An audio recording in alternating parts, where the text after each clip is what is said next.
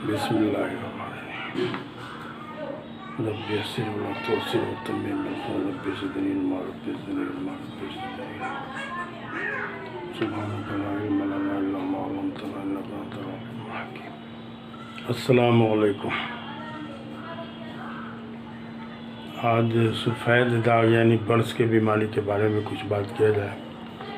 چمڑے کا بنیادی رنگ تو سفید ہی ہوتا ہے، مگر اس کو خوبصورت بنانے اور سورج کے الٹرا وائلٹ ریز کے نقصان سے بچانے کے لیے اس میں تھوڑا سا کالا رنگ بھی شامل کیا گیا ہے، جسے میلانن کہتے ہیں۔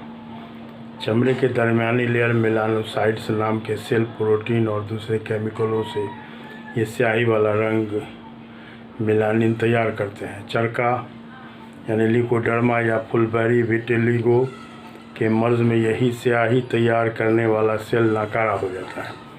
گرم ممالک میں سورج کی روشنی کی گرمی کی تمازت سے بچانے کے لیے وہاں کے لوگوں کے چمڑے میں میلانن کی مقدار قدرتی طور پر زیادہ ہوتی ہے، جس وجہ کر چمڑے کے اندر کی چیزیں سورج کے الٹرا وائلٹ ریز سے محفوظ رہتی ہیں۔ اس لیے گرم علاقے کے لوگوں کے چمڑے کی رنگت سیاہی مائل بلیکش ہوتی ہے۔ دھوپ میں کام کرنے والوں کے چہرے اور ہاتھ کی رنگت دوسرے حصے کے بنسبت زیادہ گہرے رنگ کے ہوتے ہیں۔ امریکہ میں اسکن ڈیزیز سے متاثر 25% مریض کسی نہ کسی کینسر میں مبتلا ہوتے ہیں، جس کی اہم وجہ چمڑے کا گھرا رنگ ہی ہوتا ہے۔ چرکا کے مرض میں میلانن بنانے والے سیل ناکارہ ہو جاتے ہیں۔ اس مرض کا اہم سبب خون میں بلغم کی زیادتی ہی ہے، مگر کچھ لوگوں کا ماننا ہے کہ کبھی کبھار جسم کا اپنا دفاعی نظام یعنی امیون سسٹم اپنے ہی جسم کے اعضاء کے خلاف کام کرنے لگتا ہے۔ سمجھیے کہ آپ کا پالتو ہاتھی پاگل ہو گیا ہے۔ اس بیماری کو میڈیکل ٹرم میں آٹو امیون ڈس آرڈر کہا جاتا ہے، یعنی جسم کے اپنا دفاعی نظام چمڑے کے ان سیلوں کے خلاف کام کرنے لگتا ہے جو چمڑے کو رنگت پرووائڈ کرتا ہے، جبکہ ایسی سوچ غلط ہے، کیونکہ تندرست رہنا جسم کی نارمل حالت ہے۔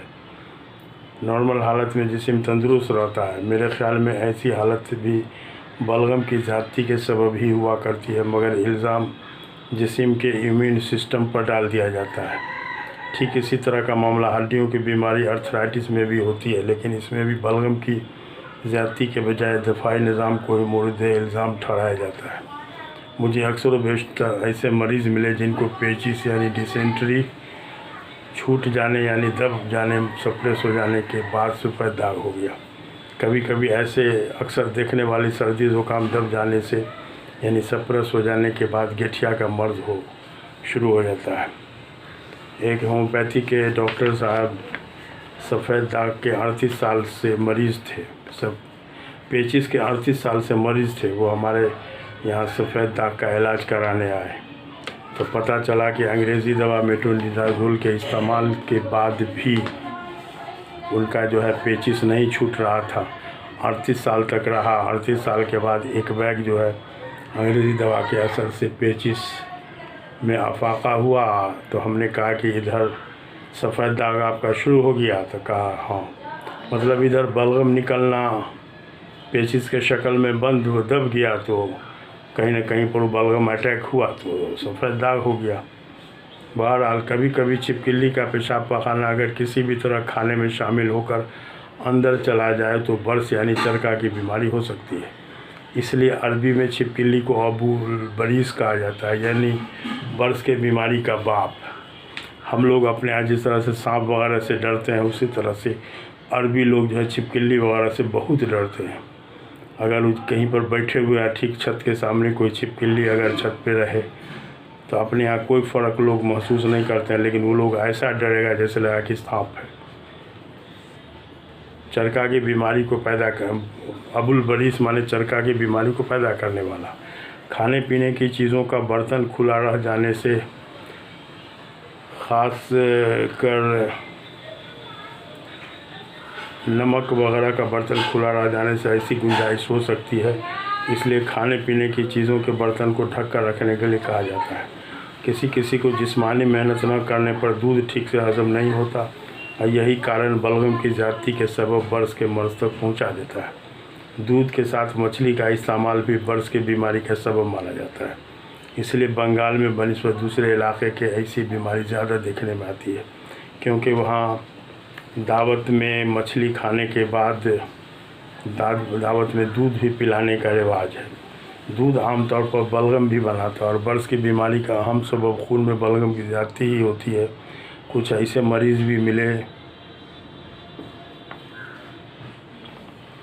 जिनका बर्स लगभग छूटने के करीब था, अब परहेज़ में दूध और मछली खाने लगे, बस फिर बीमारी मर्ज़ जस का तस हो गया।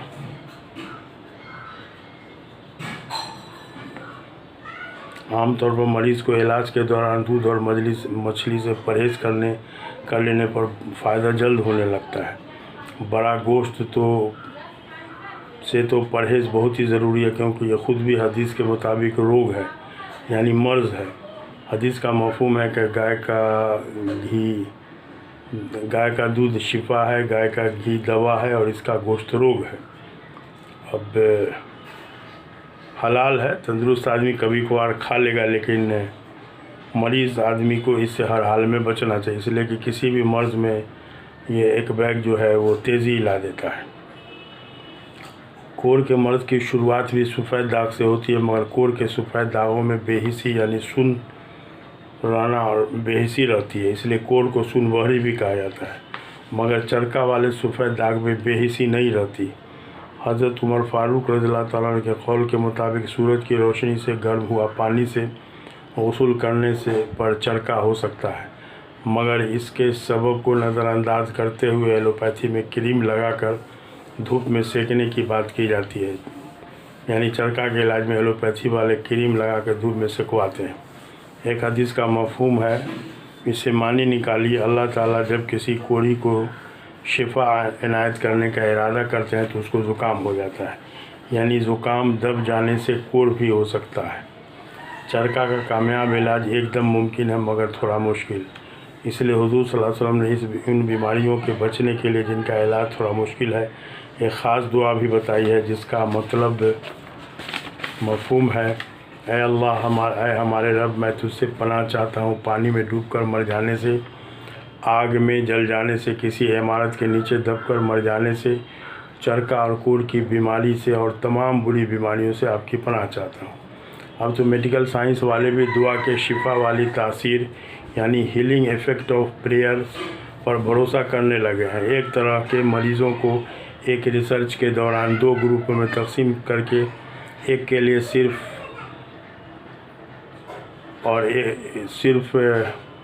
दवा और एक ग्रुप के लिए दुआ और दवा दोनों किया गया। दुआ वाले ग्रुप का रिज़ल्ट बहुत अच्छा रहा।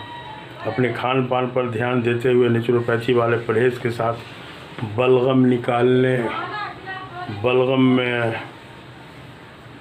निकालने वाली जड़ी बूटियों के इस्तेमाल के साथ बड़ा गोश्त, दूध और मछली के बिल्कुल परहेज़ से यानी हराम के दर्जा में ममनू के साथ इलाज आसान है, मगर अगर मर्ज़ ख़ानदानी है तो इलाज में वक्त कुछ ज़्यादा लग सकता है। वैसे इलाज में लगा वक्त मर्ज़ के नया और पुराना होने पर भी डिपेंड करेगा। कलकत्ता में एक बर्स की मरीज़ा औरत जिसके ठीक टुखना के पास सफ़ेद दाग था, अपने मर्ज़ से इस वजह कर परेशान थी कि उससे उसके बेटी की शादी में रुकावट आ रही थी। पहली बार 1 माह की दवा देने पर खातिर खा फ़ायदा नज़र नहीं आया तो उसके अंदरूनी मामला में पता चला कि उसके बच्चेदानी में ज़ख़म है। इस मामले में कुछ आराम होने लगा। उसने मुझसे कहा कि आप मेरा बर्स का इलाज नहीं करेंगे बल्कि मेरी बेटी की शादी की रुकावट को दूर कर देंगे। मैंने समझाया कि मेरे पास ऐसी कोई तरकीब नहीं है कि पेट को बताया जाए कि इस दवा से पहले बर्स का इलाज होना चाहिए, फिर उसके बाद और सब। जिस्म अपनी ज़रूरत के मुताबिक दवा को भी मिल बाँट कर इस्तेमाल तो करता ही है। हदीस का मफ़हूम है कि जो शख्स शनिचर और बुध को पछना लगवाए और उसको बर्स हो जाए तो वो अपने आप को मलामत करे।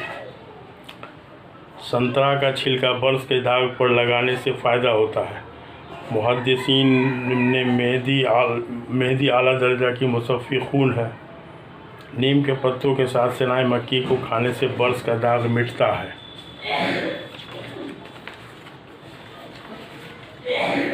सफ़ेद दाग से मतलब कुछ बातें थी, कुछ हक़ाइक़, तो अब है कि इसका परहेज़ और इसका इलाज तरीके से किया जाए तो इंशाल्लाह इसमें नाउम्मीदी कभी नहीं है।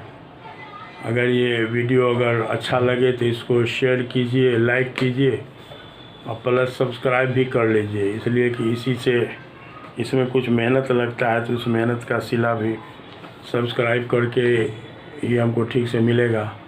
इसलिए ठीक है। अस्सलाम वालेकुम।